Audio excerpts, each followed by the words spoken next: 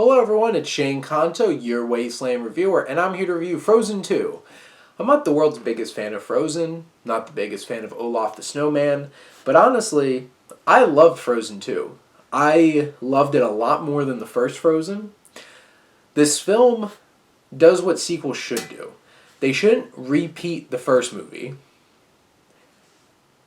And there were a couple of moments where it's like, oh, that felt a little recycled. But it takes it and goes an ambitious new way with a bigger, broader story, and you lack that setup because things are established, and this film really benefited from that.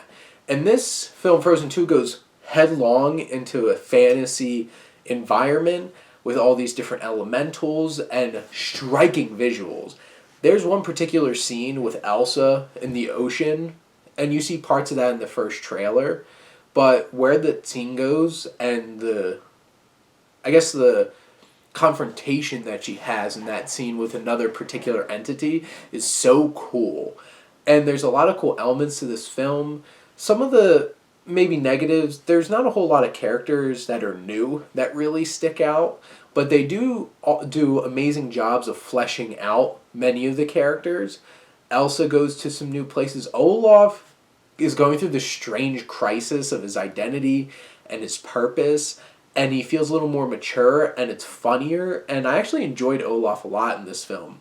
Where Kristoff doesn't get like a whole lot to do, he does get the most amazing like 80s, 90s power ballad song to sing in this film, along with reindeers singing backup, and just how the whole scene was staged was so great. The music in this was amazing. The visuals, while the music was being played, were amazing. Especially Elsa's song later in the film, which was really awesome, and just the visuals and how everything was brought together with it.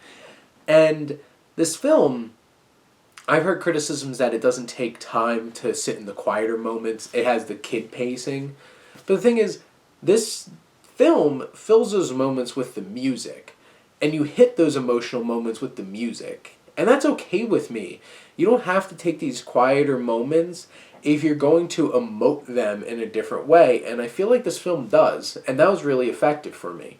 But the fantastical elements and the interesting twists and turns this more expanded, broader story take, I really dug it. And honestly, Jennifer Lee and our other director, don't want to get their name wrong, Chris Buck and Jennifer Lee do a great job of creating this. The vocal cast was amazing. Kristen Bell has great moments, and Dina Menzel. Josh Gad's great as Olaf. Jonathan Groff is great. I really loved him. Evan Rachel Wood and Alfred Molina have some great moments, especially Alfred Molina towards the beginning of the film. And there's some particular twists in this film that, yeah, you could probably see coming. It was a little obvious, but you know what? Most of this film is firing on all cylinders. It's gorgeous. It's a cool fantasy adventure, and there's where some of the speaking characters that are new might not be really cool, but the new elemental creatures that they introduce are cool and really awesome additions to the mythology of these films. And honestly, now I'm kind of like, I want to see Frozen 3. You heard me. I want to see Frozen 3. Also, check out my video. Comment.